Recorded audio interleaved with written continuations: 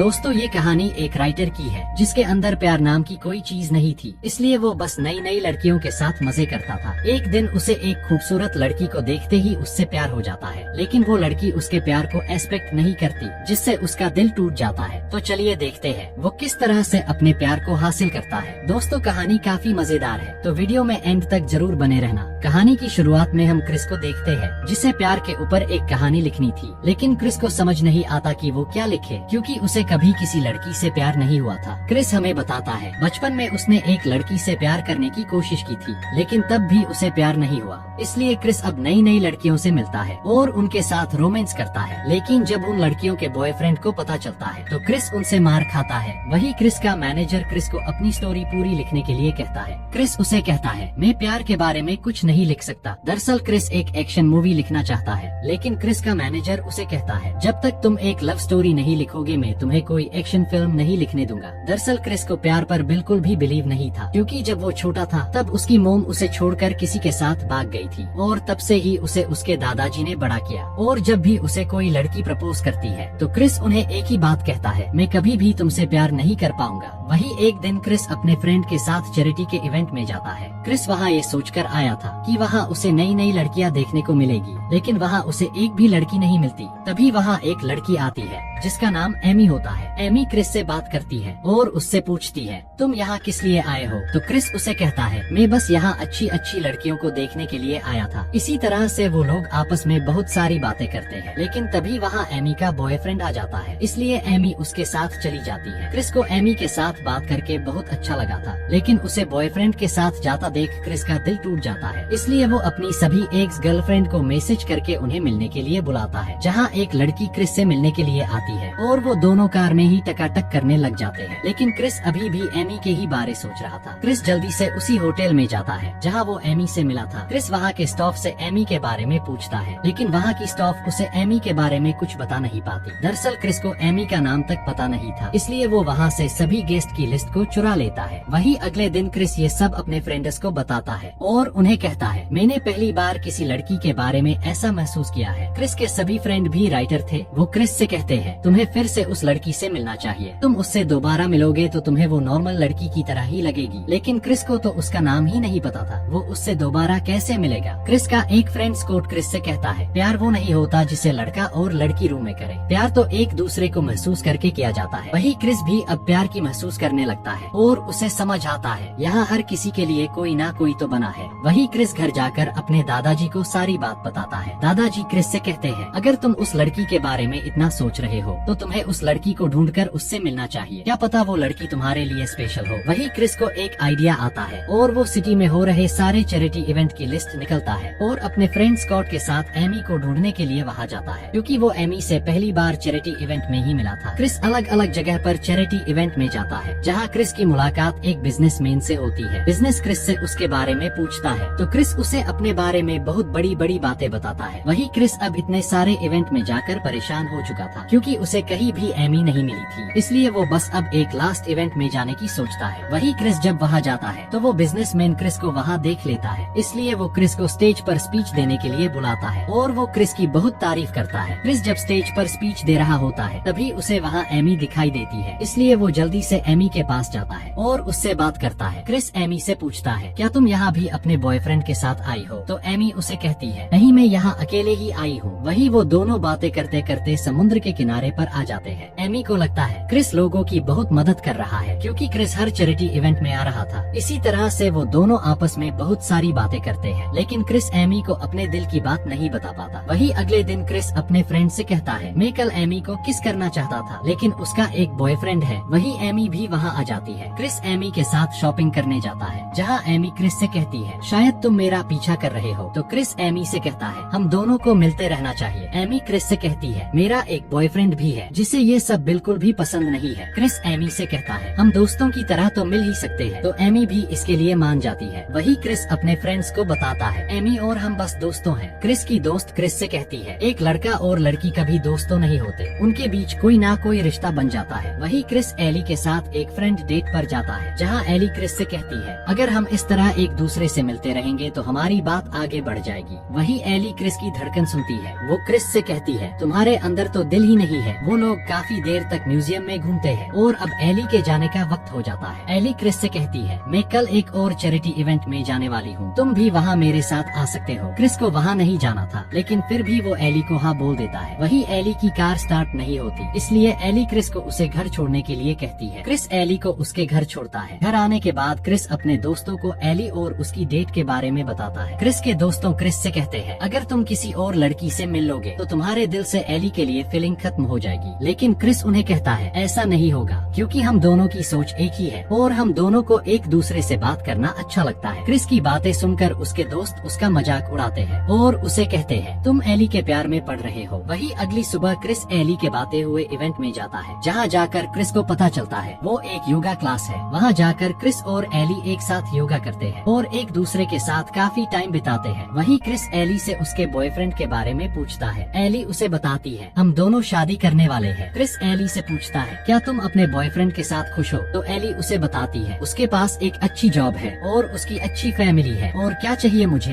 Chris कहता है, मुझे नहीं लगता तुम इस रिलेशन से खुश हो। तो एली कहती है, मेरे मोम डैड को भी वो पसंद है और वो एक अच्छा लड़का है। क्रिस एली से कहता है, मैं तुम्हें पसंद करता हूँ। ये सुनकर एली उसे कहती है, अगर तुम मेरे बारे में ऐसा सोचते हो तो हम अब एक दूसरे से नहीं मिल सकते, क्योंकि मैं अपने बॉयफ्रेंड के साथ एक अच्छी लाइफ जीना चाहती हूँ। ये कहकर एली वहाँ से चली जाती है, जिससे क्रिस को बहुत बुरा लगता है। वही रात के समय क्रिस एली के घर के बाहर पहुँच जाता है और उसकी खिड़की पर पत्थर मारकर उसे बाहर बुलाता है। एली क्रिस से पूछती है, तुम यहाँ क्या कर रहे हो? क्रिस एली से कहता है, मैं तुम्हारे साथ थोड़ा टाइम बिताना चाहता हूँ। वही वो दोनों वॉक के लिए जाते हैं। क्रिस एली को बताता है, जब मैं छोटा था तब मेरे दादाजी के साथ में यहाँ आया करता था और हम यहाँ बहुत मजे करते थे। वो दोनों एक शॉप पर जाते हैं। वहाँ जाकर एली अपने लिए एक बर्थडे कार्ड खरीद लेती है, क्योंकि आज एली का बर्थडे था। क्रिस एली से कहता है, तुमने खुद के लिए ये बर्थडे कार्ड क्यों खरीदा? तो एली उसे बताती है, ये मैंने अपने लिए अपने डैड की तरफ से खरीदा है। दरअसल एली के डैड अब इस दुनिया में नहीं थे। एली क्रिस को बताती है, जब मैं छोटी थी तब मेरे डैड ने सुसाइड कर लिया और तब से ही मैं अपने बर्थडे पर उनकी तरफ से अपने लिए एक कार्ड खरीदती हूँ। क्रिस को ये सुनकर बहुत बुरा लगता है, इसलिए क्रिस एली को किस कर लेता है और फाइनली वो घर आकर एक दूसरे के साथ रोमांस करने लगते हैं। क्रिस जब भी किसी और लड़की के साथ रोमांस करता था तब उसे अजीब लगता था, लेकिन आज जब वो एली के साथ है तो उसे अच्छा फील हो रहा था। वही अगली सुबह एली क्रिस से कहती है, हमारे बीच कल जो भी हुआ उसका कोई मतलब नहीं है और तुम उसे भूल जाओ। लेकिन क्रिस उसे कहता है, मैं इसे नहीं भूल सकता, मैंने पहली बार तुम्हारे साथ अच्छा फील किया है। तो एली उसे कहती है, हम जब भी किसी नए इंसान से मिलते हैं तो हमें ऐसा ही फील होता है। क्रिस एली से कहता है, मैं बाकी लड़कों की तरह नहीं हूँ, इसलिए तुम्हें एक बार मुझे मौका देना चाहिए। लेकिन एली क्रिस की बातों पर ध्यान नहीं देती। वही क्रिस अपने दोस्तों के पास जाकर उन्हें ये सब बताता है। क्रिस के दोस्त उसे कहते हैं, कल तक तुम एली के दोस्त थे और आज तुम एली से कुछ और ही बोल रहे हो। क्रिस को भी ये बात समझ आ जाती है, इसलिए वो एली को कॉल करके उसे सॉरी बोलता है। अगली सुबह जब क्रिस एली से मिलता है और वो दोनों एक दूसरे से बातें कर रहे होते हैं, तभी चैरिटी इवेंट वाला बिजनेसमैन वहाँ आ जाता है। वो क्रिस से कहता है, तुमने मुझे जो भी अपने बारे में बताया था वो सब झूठ है, तुम एक राइटर हो। एली को क्रिस का इस तरह से झूठ बोलना अच्छा नहीं लगता, इसलिए वो वहाँ से उठकर चली जाती है। रात के समय क्रिस अपनी फ्रेंड मेलोरी के पास जाता है। क्रिस उसे कहता है, मुझे लड़कियों को समझने में वक्त लगता है। तभी मेलोरी क्रिस को अपने दिल की बात बता देती है और उसे कहती है, मैं तुमसे प्यार करती हूँ। ये सुनकर क्रिस की टेंशन और भी बढ़ जाती है, इसलिए वो वहाँ से चला जाता है। अगले दिन क्रिस एली से मिलता है। एली क्रिस से कहती है, मेरा बॉयफ्रेंड और मैं शादी करने वाले हैं। ये सुनकर क्रिस को गुस्सा आ जाता है और वो एली की एंगेजमेंट रिंग को फेंक देता है। क्रिस एली से कहता है, अगर तुम उससे प्यार नहीं करती तो तुम उससे शादी क्यों कर रही हो? ये कहकर क्रिस वहाँ से गुस्से में चला जाता है। रात के समय क्रिस एली के घर के बाहर जाकर तमाशा करने लगता है। वही एली भी अपने बॉयफ्रेंड के साथ थी। एली का बॉयफ्रेंड गुस्से में नीचे आता है और क्रिस के साथ फाइट करने लगता है। क्रिस ने बहुत ज्यादा ड्रिंक कर रखी थी, इसलिए वो एली के बॉयफ्रेंड से पिट जाता है। एली क्रिस से कहती है, मेरे दिल में तुम्हारे लिए कोई फीलिंग नहीं है, इसलिए तुम मुझे भूल जाओ। ये सुनकर क्रिस बहुत हर्ट हो जाता है। अगले दिन क्रिस को पता चलता है एली कहीं हार्ट के पास शादी करने वाली है, इसलिए क्रिस पूरी सिटी में जहाँ भी हर्ट बने हुए थे वहाँ एली को ढूंढता है। क्रिस का सपोर्ट करने के लिए उसके साथ बहुत सारे लोग हो जाते हैं। लास्ट में क्रिस एक एरो वाले हर्ट के पास पहुँचता है, जहाँ उसे एली बैठी हुई मिलती है। दरअसल एली ने भी अपनी शादी कैंसिल कर दी थी। क्रिस एली से कहता है, मैं तुम्हारी शादी में बहुत बड़ा हंगामा करने वाला था। एली उसे बताती है, मुझे उसके साथ शादी करना अच्छा नहीं लग रहा था। इसी तरह से वो दोनों आपस में बहुत सारी बातें करते हैं। क्रिस एली को किस कर लेता है और इसी सस्पेंस के साथ इस मूवी की हैप्पी एंडिंग हो जाती है। दोस्तों, मूवी पसंद आई हो तो वीडियो को लाइक और चैनल को सब्सक्राइब करना ना भूले। Thanks for watching.